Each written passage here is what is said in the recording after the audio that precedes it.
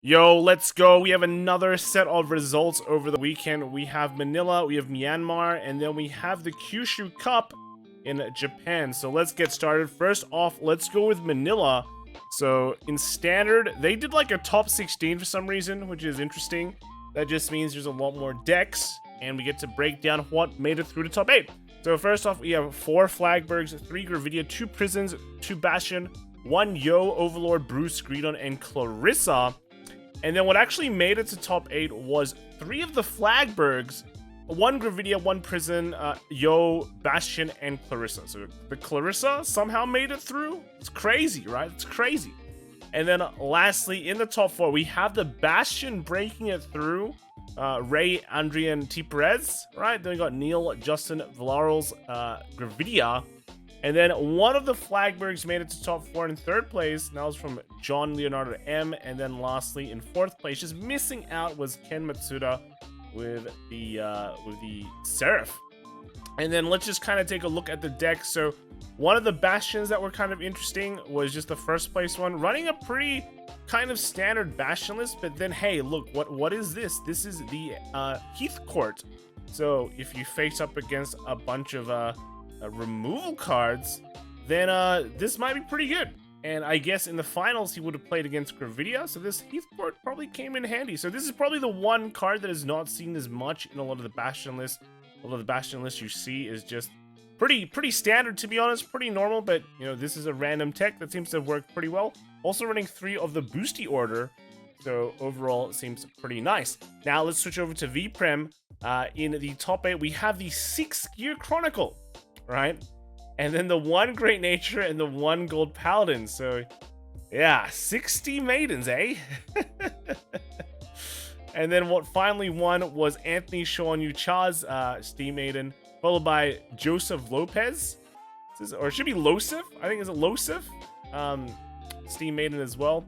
And then 3rd place we have Emmanuel with the Great Nature. And then in 4th place we got John Vincent Mahine with the Gold Paladin Gurgit list. So let's kind of look at the non-Steam Maidens. We have the Great Nature here. Pretty cool, right? Pretty cool. This is the Great Nature's been doing pretty well. 4-3 split with the Leopold is pretty nice.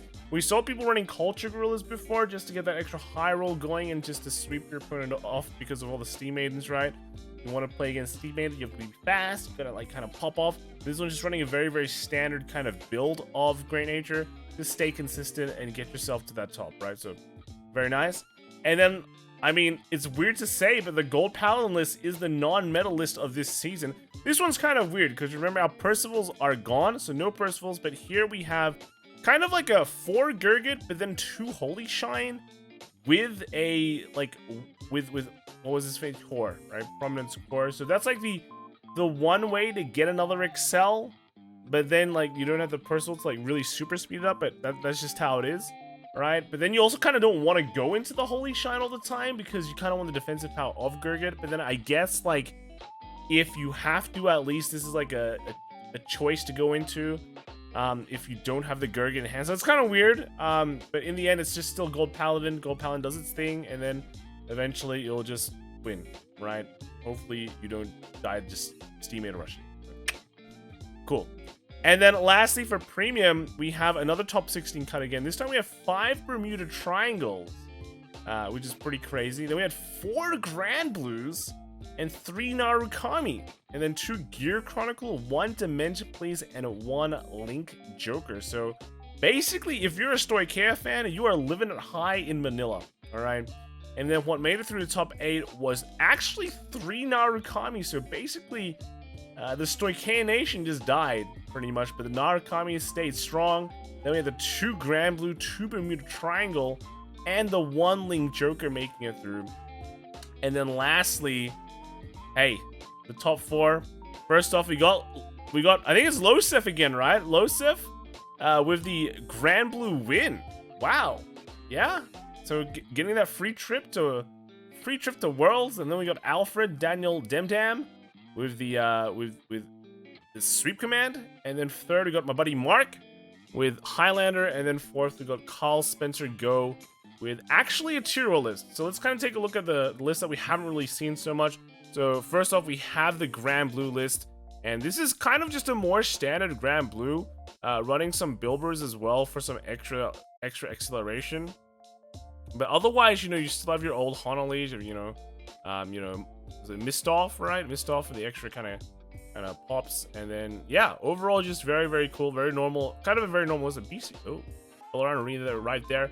Yeah, otherwise, a very normal Grand Blue list that just does Grand Blue things. And I think a lot of people are probably underestimating this list quite a bit, just because Narukami. But hey, works, Bell works.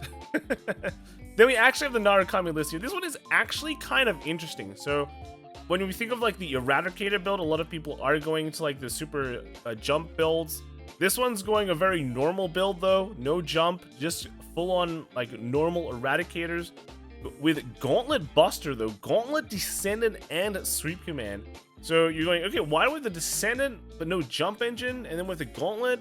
But then you see he's running like 3 Thirst Thunder Dragon Kids, so he gets to kind of like pop off a bit with the sweep commands. So that seems kind of 3 of them as well. So that's quite a lot. So able to do some very, very nice battle phase shenanigans, or just in general like acceleration, right? And then you just do your normal kind of sweep command into exterminate play that everyone likes quite a lot, and that works, right? That works. So overall, pretty cool. Pretty cool. Made it 2nd place. And then the 4th place Tyria list. So at first, like, you think it's Tyria, but surprise, it is kind of like a half Tyria hybrid Highlander list, which is weird. Like, you have 4 Tyrias, and then you got like the 2 Ange, right? And the 1 Katir. So like, wow, the Katir is pretty cool. And then you have like the 4 Ellie, so you still have a bunch of 4-offs in the deck, which is, it's like a bit iffy, but I guess like you're just basically, if you get a Katir, you just say something, you just say a random name and hope for the best. Like that's what I'm thinking it is. And then otherwise, just do some Tyria stuff, right? Like it's not super committing to any Highlander plays. You don't see like the reindeer, you're just gonna miss all the time. So you have the one Katir, but otherwise you still have your kind of your Heltroda into the Tyria restand, and there we go. This started. So seems kind of interesting, bit different take on the Highlander builds so far, but that's just kind of how it is, right? If it works, it works. And then next we have is BCS Myanmar. Now I know a lot of people have been talking about being very, very cringy, being like numbers Andes, like how many people participate in these tournaments. Don't be a numbers Andy, all right? Don't be cringe like that. Sure, there are a lot of factors that go into like a BCS, and then like there's ways to evaluate results. But to be honest, if you have nothing nice to say, just don't say it. To be fair, like when we look at Worlds as well, a lot of the people who win Worlds or do very well at Worlds come from places that don't have 200 people BCSs, right? So you look at Simon, he is from New Zealand, and he has a 20-person BCS, I think, usually. And he won Worlds, right? And then New Zealand actually has done pretty well as well. So, came 2nd, I think, in BCS 2016, or I think 16 or 17 as well. Top is a top, and a winner is a win. You still get the prize card, you still get the prizes, and you still get a trip somewhere, right? So with Myanmar, it is a small regionals though as well. I know there has been a lot of instability in the area too, which does affect attendance, but it's good to see people, especially in new places. People talk about growth of the game and all that. I don't think the game will grow if people shit on people's results and stuff. So if you don't have anything nice to say, just keep it to yourself, right? That's just how it is. But otherwise, it's good to see new players, playing and doing well, and growing the game, because that's really what we want to see, right? We want to see the game grow, and it'll only grow when we get new players in. So let's kind of jump into these results. So top 8 for standard, we have 2 Prison, 1 Bruce, PBO, Bavsagra, Tamura, Thegra, and Overlord. So quite a big split.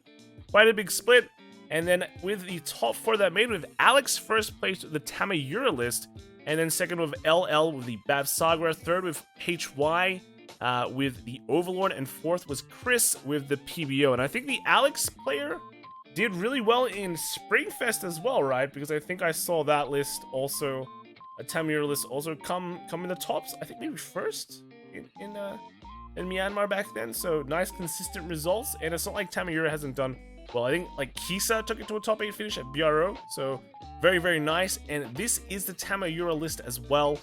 This is just pretty standard. It's actually a pretty standard list, but it just shows, you know, Tamura is fine, and it's getting more support very soon. So congratulations. And then next we have is the V-Prem list. So this one is actually covering with 3 Genesis, 2 Narukami, 1 Royal Paladin, Nubatama, and Gold Paladin. So it looks like, I'm not sure if the Narukami lists were just all Eradicators, but it'll be very interesting to see if they were. I don't think we have them though. But then here we have first place was Kantyan with the Narukami list, and second was the Ko-Reversona with the Himiko, and then third was Chris again with the Fenrir, and then fourth was HY with the Jewel Knights. I'm not sure if the this Himiko list is the same one as Spring Festival, because again, I remember like saying seeing it top, right? So it might be the same thing. This is the Himiko list though. This is the Himiko reverse list. So running some of the old Himiko and the new one as well. It looks like just like a kind of a normal Himiko list, and you still splash it with Yggdrasils because that's just how you finish the game. But then we have the Fenrir list, I think, here, which is quite interesting. So I think we saw a similar list to this in Leeds. That one topped as well, where you just kind of run, if you run kind of the new, is it Vrastrum, the PR, kind of do some combos with Fenrir and the Vanguarder, and kind of just do more, do kind of like Denal plays in V, right? Denal Griffin plays in V, which can really shut down some decks. So very cool to see. And then lastly, we have Premium in Myanmar, and this one is a bit of a doozy. It's got one of everything, right? So 1 Mega Colony, Aquaforce, Spike Brothers, Murakumo, Great Nature, Orankle, Think Tank, Kagero, and Neo Nectar. And I'm looking at these graphics, you know, you see there's like a Lawkeeper there, there's like a Cecilia, so pretty cool. And then the top 4 that actually finished is the Lambro. And this one, I think this is the same deck that did very well in Spring Festival. Same person, I think, right? Same person that did very well in Spring Fest. So nice being consistent, getting that flight. This one, I think, is a flight to Singapore, right? So you can just go to Singapore and you know, do your best, and you could win a free flight to Worlds as well. So that's cool. Then we had like then we had Marco as well, the Great Nature list. That's quite interesting. And also with Jason, like, agreed on Rising Nova. Great Nature list that we see a bit on the sideways.